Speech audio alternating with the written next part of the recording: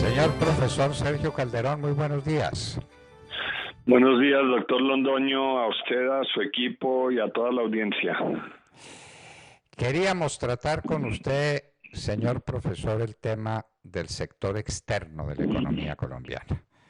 Le anticipo, lo hemos dicho en la hora de la verdad muchas veces, estamos muy preocupados por las bajísimas exportaciones de Colombia, por el alto valor del desbalance en la balanza comercial, el valor muy significativo y muy grave del déficit en cuenta corriente, es decir, que en el lado externo de la economía colombiana no la tenemos toda con nosotros. La visión que usted tiene, profesor.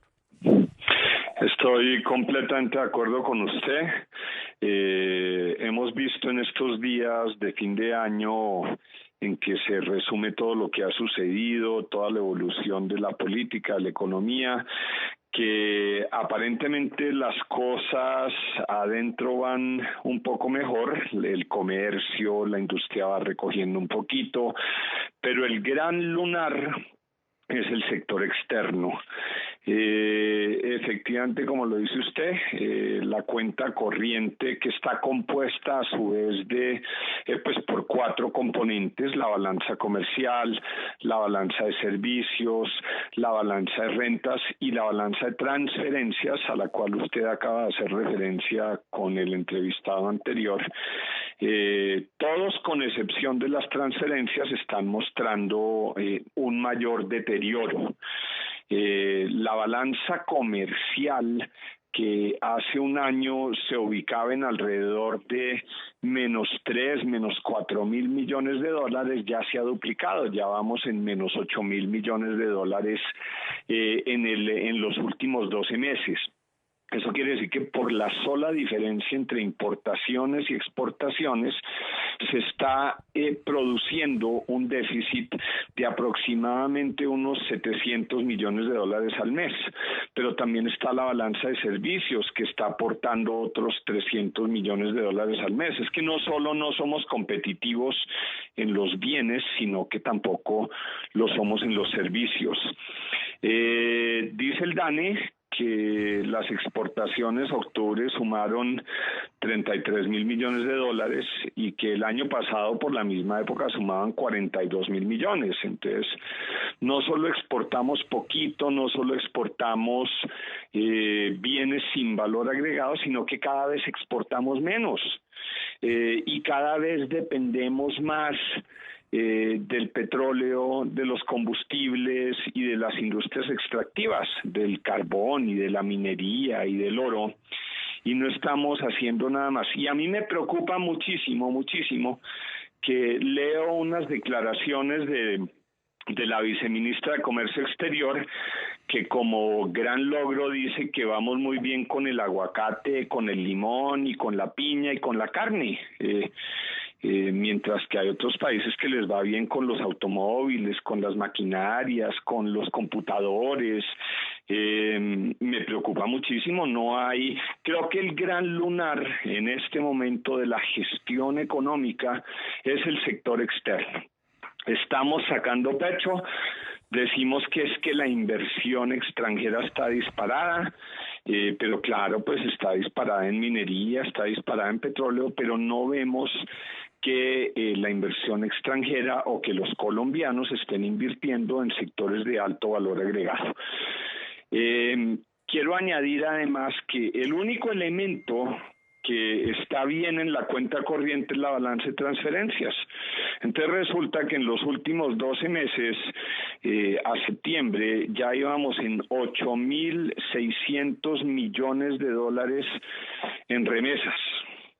Y bueno, de eso ya hemos hablado, eso es el reflejo, aunque lo sigan negando o aunque nadie quiera hablar de ello, es la gran prosperidad del narcotráfico, que es en buena parte lo que tiene andando la economía. Acuérdese que en estos días salió un informe que dice que el narcotráfico hace rato superó a la industria cafetera por más del doble. Entonces, pues el país pasó del negocio del café al negocio de la mandarina, como ya lo hemos hablado tantas veces. Pues en la cuenta nuestra lo triplicó. La cosecha cafetera está variando cerca de 7 billones de pesos al año y las remesas valen 22. Y las remesas... Valen más. Mire, 8.600 millones de dólares. Eso es que eso le da casi 26 billones de pesos, 27 billones de pesos. ¿Qué tal eso? ¿Qué tal eso? Esas son las remesas. Esas son las remesas. Exacto. Y hay otra cuenta por examinar que es la cuenta del turismo, que es Sí, otra fuente para componer lo que se llamaba en su momento la ventanilla siniestra del Banco de la República. Así se llamaba. Y así entonces es. ahora ya no se llama, ahora no es la ventanilla siniestra, sino que son las remesas y el turismo. El turismo pues que se desbordó y que por el que le llega al Banco de la República una cantidad enorme de dinero. Y uno no comprende, profesor, o no quiere comprender, cuando uno no quiere comprender, estable en medio de estas noticias. Déficit por todas partes, Perdóneme, déficit de... eh, ¿Sí? Perdóneme, no solo estable, es que resulta que hace menos de un mes teníamos dólar superando los 3.500 los 3.500 pesos y hoy la TRM ya va en 3.300 pesos. Entonces, sigue en bajada, sigue fortaleciéndose el peso, a pesar de los matoncitos del paro, porque hay una abundancia increíble de dólares. Profesor, ¿hay alguna Díganme. estimación, así sea superficial, del costo que para el país ha tenido esta sucesión de marchas y de contramarchas que han paralizado la vida económica de Bogotá principalmente, pero también de otras ciudades del país? ¿Alguien ha hecho ese estimativo? Sí, se estima que hasta ahora las pérdidas pueden ascender a más o menos unos 10, entre 10 y 15 billones de pesos. Eso significa que a pesar de que hay gente esperando que el crecimiento del año sea 3,5, 3,6%, el cuarto trimestre va a ser muy malo, va a ser pésimo. Los matoncitos del paro han logrado destruir más economía en un mes que la guerrilla en 20 años. Aquí ya no hay ánimo de inversión, la desconfianza es total. El pliego que acaban de presentar, pues usted lo ha visto, que dizque reestatizar Ecopetrol. Yo no sé de dónde van a sacar 15 billones de pesos para que el Estado recompre unas acciones que nadie tiene que estar obligado a venderle al Estado, a menos que se decrete la nacionalización. Entonces ahí ya vamos a entrar al conocido expropiese, estatícese y todo esto. Entonces apenas los costos, si el gobierno deja que prospere el tal paro, los costos se van a acumular y entonces ya no vamos a hablar de la ley de financiación, sino de una hiperinflación, porque alguien va a tener que sacarse del bolsillo ese dinero y eso únicamente se lograría a través de emisión. Mire, el cuentico de salirse de la OCDE, el cuentico de reestatizar muchísimas cosas, el cuentico de no privatizar nada, nada, ese es un plan de gobierno que envidiaría el chavismo. Envidiaría el chavismo y empezaron en 13 peticiones y van en más de 100. Sí, Obviamente, sí. eso no va para ninguna parte, pero como el presidente dijo que se iba a sentar a conversar, pues va a tener tiempo para invertirle a esas conversaciones porque ya son más de 100 puntos. No, Y no, cuando pero yo creo que eso no prospera. Yo creo que la gente entiende que está en peligro no solo el sistema, sino que individualmente está en peligro el bolsillo de cada colombiano que se levanta todos los días a trabajar, a aguantarse el tranconcito que impone esta gente, a dañar la productividad del país, y eso, yo creo que eso en poco tiempo termina yéndose contra ellos mismos, porque sus peticiones son inviables.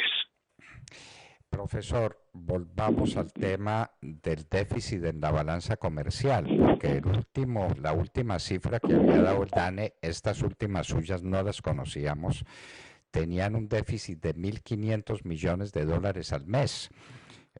Las importaciones por encima de las exportaciones. Esta última cifra suya es solo de 500 millones de dólares. No, no, ¿Mejoraron las no. exportaciones? ¿Sí? No, perdóneme, es que una cosa es que hablemos de la cuenta corriente, que es el total. Ah, ya. El total de la cuenta corriente, donde va la balanza comercial, donde va la balanza de servicios, donde va la balanza de rentas y donde va la balanza de transferencias, está sumando aproximadamente 1.200, 1.300 millones de dólares al mes. Ahí lo que pasa es que la balanza de transferencias es positiva en los 8.600 millones de dólares de lo que mandan las propinas y las limpiezas de oficinas en el exterior, pues por validar el origen de esas transferencias. Si quitáramos las transferencias, el déficit de cuenta, si las transferencias fueran cero, el balance en cuenta corriente sería de menos 2.000 millones de dólares al mes. Profesor, se está diciendo que si no contáramos con las transferencias, en lugar de un crecimiento del 3, tendríamos un crecimiento del 2.3%. ¿Esa cuenta es real? Pues sí, es que, como le digo, mire, mi sensación es que lo que está sosteniendo a la economía no es la economía productiva, no es la industria manufacturera, no es la construcción, no es la agroindustria. Es los servicios y las transferencias, y acuérdese que eso es el camino más fácil para ocultar el origen ilícito de los dineros. Acuérdese también que es que el problema del país no es únicamente el narcotráfico. El país también tiene otras muy prósperas industrias en la delincuencia, en la extorsión, en la minería ilegal. Es que están destruyendo al país, pero por otro lado están destruyendo al país. Eso es un costo oculto que no se ve, pero sí se ve el flujo de dinero que produce la minería ilegal, sí se ve el dinero que produce el narcotráfico, sí se ve el dinero que produce toda la delincuencia. Entonces la economía está en una fase en que su componente, digamos, subterráneo puede estar sosteniendo el crecimiento en buena parte. Profesor, un economista, un colega nuestro, sobre todo colega suya, porque yo soy más abogado que economista, o tal vez no soy ni lo uno ni lo otro. Andrés Felipe Arias ha presentado un estudio fantástico sobre la economía en los años 2015 y 2018, donde contesta una pregunta: ¿por qué lo de Colombia no fue una crisis espantosa cuando cayó el precio del petróleo de $100 a 50? La respuesta de Andrés Felipe Arias es muy simple: porque hubo un auge en la producción de la cocaína que ha servido como corrector económico. Ese tema, ¿por qué no se discute en la academia? ¿Por qué no lo discute el Banco de la República?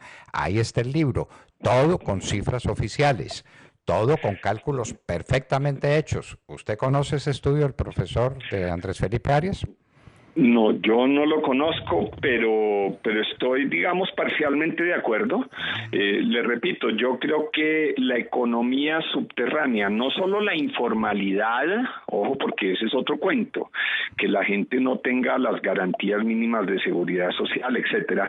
Hay mucha informalidad y eso en muchos casos no lo recogen las cuentas nacionales, y eso también ayuda a que la economía no se caiga.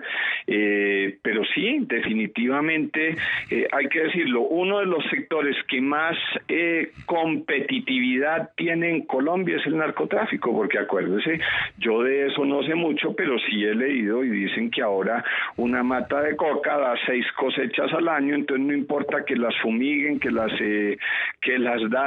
tumben, que les hagan radicación. porque es una economía próspera, punto. Entonces yo creo que ese es un tema que deberían estar discutiendo algunos comandantes de la policía, de las Fuerzas Armadas, porque no se ven muchos resultados en el combate efectivo contra esta industria que está muy próspera. Porque no fumigamos, no hay fumigación aérea, porque de pronto la fumigación aérea produce cáncer. El glifosato que usted allá en Neira y yo en Manizales respiramos todos los días y nunca nos dio cáncer. Porque eso es el Roundup. ¿Se acuerda del Roundup que se vendía en todas partes? No, y es que no solo lo usan los cafeteros, lo usan los floricultores. Yo he sido floricultor y eso se usa también para erradicar malezas, para limpiar lotes antes de construir el invernadero. Y no. Pero miren, nuestros magistrados están como los obispos en Constantinopla, que discutían el sexo de los ángeles mientras los otomanos se tomaban el imperio, y aquí están en la misma discusión. Profesor, ¿usted se aventura a dar alguna cifra de crecimiento del Producto Interno Bruto de Colombia en este último trimestre del año? Pues yo no me aventuro, no tengo un modelo econométrico, no tengo las bases de datos sofisticadas, pero yo diría que el último semestre va a ser muy malo. Mire, si aquí un paro de camioneros dicen que produjo la crisis de 2016 con un paro de 8 días, pues yo sí me atrevo a pronosticar que por lo menos el crecimiento del último trimestre va a ser la mitad de lo que ha venido siendo en el último año. ¿Sí? Pero mire, doctor Londoño, volvamos un segundito al tema de las exportaciones, ¿sí?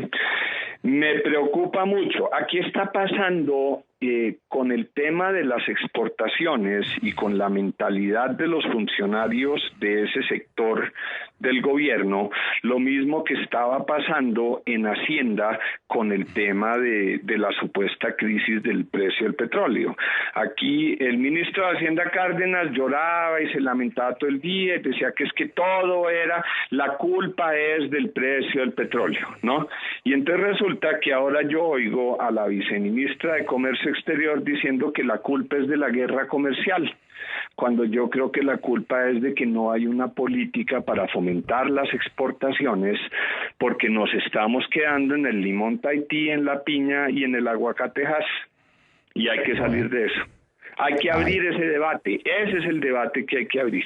¿Qué vamos a hacer para que Colombia pueda tener un sector externo robusto para acabar con ese déficit recurrente en la balanza comercial y en la balanza de bienes y en la balanza de servicios? Profesor, recogemos esas palabras, las guardaremos. Por fortuna el computador es tan leal, porque es bruto, pero tiene muy buena memoria y trabaja muy rápido. El amigo computador. Entonces, ese es el gran tema nacional. Eso es lo que nos tenemos que poner a discutir. No somos competitivos, no estamos generando exportaciones, no tenemos futuro y seguimos dependiendo de la cocaína y de la extracción ilegal del oro. Esa es la verdad. Lamentable. Dependemos del delito. Bueno, profesor, una lección de economía como esta son las que necesita el país y rápido antes de que sea demasiado tarde, profesor Sergio Calderón. Gracias, doctor Londoño.